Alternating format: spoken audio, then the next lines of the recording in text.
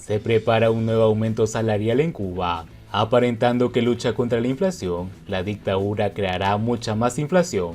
¿Cómo están, amigos? Bienvenidos a Noticias Importantes. Esperamos sus opiniones en los comentarios. Comenzamos. Aparentando que lucha contra la inflación, el gobierno cubano podría crear más inflación, pero la medida sería coherente en la demagogia económica que caracteriza la etapa de Raúl Castro. Oficialmente nada se ha dicho, pero una subida generalizada de salarios no debe anunciarse con demasiada antelación, pues solo lograría mejorar el poder adquisitivo real de los trabajadores, que es para lo que suben los salarios, si estos son sorprendidos y no pueden modificar con antelación sus pautas de consumo. El secretismo intenta evitar que la expectativa de mejora en la renta disponible aumente precipitadamente la demanda, lo que provocaría que, incluso antes de que se pagasen mayores nóminas, el mercado eliminase vía aumento de precios cualquier mejoría real en el ingreso. Entonces, ¿por qué estamos hablando de esto? Pues porque tanto Díaz-Canel como el ministro de Economía, Alejandro Gil, han hecho veladas declaraciones, probablemente dirigidas a la burocracia intermedia, que indica que estaría preparando otro aumento de salarios y pensiones en Cuba. En su última rendición de cuentas ante la Asamblea Nacional, el ministro de Economía, hablando sobre cómo los trabajadores sufren la inflación, dijo: "Tenemos que concentrarnos, más que en bajar los precios, en la recuperación gradual de la capacidad de compra. Como las dos únicas maneras de recuperar la capacidad de compra son bajar los precios, algo que el ministro descarta, y aumentar salarios, se deduce que estaría apuntando a esto último". Solo unos días después, en un consejo de ministros ampliado, más difundido por la televisión castrista, Díaz-Canel dijo textualmente: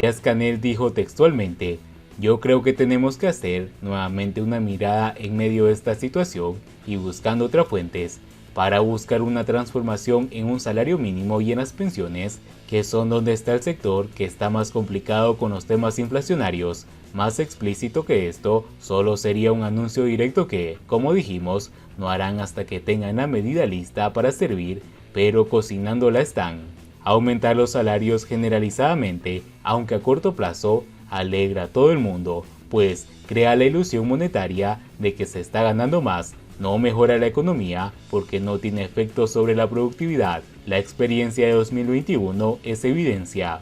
Sin embargo, sí implica aumentar la base monetaria, pues como no hay más bienes y servicios disponibles, la velocidad de circulación permanece constante a igual de transacciones, con lo que los nuevos salarios saldrán de nueva emisión de dinero. A lucha contra la inflación, el gobierno creará mucha más inflación. Esta medida es perfectamente coherente con la demagogia económica que caracteriza la etapa de Raúl Castro, que simula transformación, pero que solo cambia el maquillaje, y lo que supuestamente es para bien termina en un empeoramiento. Y la cosa no termina en un malsano ajuste al alza de los precios generales y en una disrupción adicional de los precios relativos. Subir salarios generalizadamente en momentos de muy alta inflación crea, además, un cambio de expectativa llamado efecto de segunda ronda, que incrusta una psicología colectiva, la idea de que la inflación es normal y durará mucho tiempo, lo que provoca que la inflación efectivamente termine durando mucho tiempo. Una de las frases más intuitivas de El alquimista de Pablo Coelho reza lo siguiente: "Todo lo que sucede una vez puede que no suceda nunca más, pero todo lo que sucede dos veces sucederá ciertamente una tercera". Si una vez hayan subido los salarios, esta segunda vez, la teoría de expectativas adoptadas asegura que los agentes económicos esperarán aumentos venideros, lo que modifica pautas de consumo y de formación de precios, una espiral inflacionaria particularmente difícil de detener. Pero eso no preocupa al castrismo, pues mantener viva la llama inflacionaria es su mejor base para redistribuir los pocos recursos reales de la economía nacional, permitiéndole alinear los factores de producción, incluidos los trabajadores, de forma tal que las estructuras privadas que están surgiendo queden encadenadas a empresas estatales, gobiernos municipales o cualquier otra estructura burocrática fiel al sistema. No hay más camino para mejorar el poder adquisitivo de los cubanos que mejorar la economía real. Eso significa, en pocas palabras, que el castrismo es el principal obstáculo para el pueblo y los capitales necesarios para invertir en Cuba y hacerla próspera. Cualquier otra cosa, principalmente un aumento salarial, no es más que el bombero avivando el fuego inflacionario para, como Nerón, bailotear de gozo mientras arde Cuba. Siguiendo con las noticias, Economista analiza los millones de dólares que dejó de ingresar a Cuba por el desastre de su industria azucarera. De cara a la próxima zafra, solo 26 centrales azucareros podrán moler en la zafra ante la agudización de la crisis de la primera industria cubana.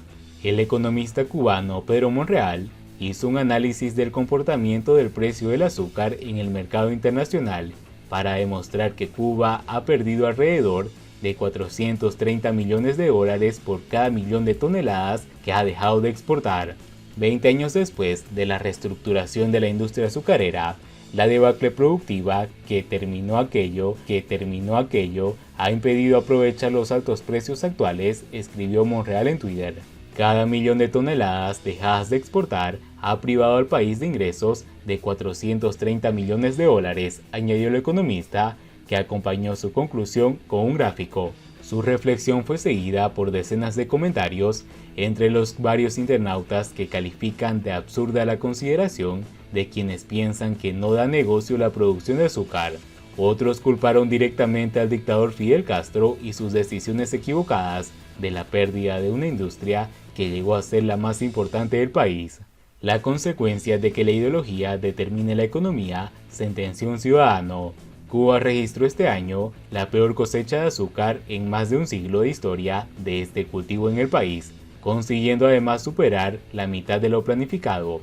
Un total de 36 centrales molieron algo más de 6 millones de toneladas de caña. Con solo el 52% del cumplimiento del plan de producción previsto, la actual campaña solo produjo aproximadamente 474.000 toneladas de azúcar. La cifra es casi la mitad de las 792.000 toneladas conseguidas el año pasado, que también había marcado un récord histórico de incumplimiento. De cara a la próxima zafra, solo 26 centrales azucareros podrán moler ante la agudización de la crisis de la primera industria cubana. El gobierno cubano busca inversión extranjera para salvar su deteriorada industria azucarera y por ahora ya tiene en marcha 3 proyectos con capital venezolano y ruso, con el proyecto de modernizar 3 centrales en la isla, según anunciaron a finales de mes pasado funcionarios del grupo empresarial azucarero Ascuba.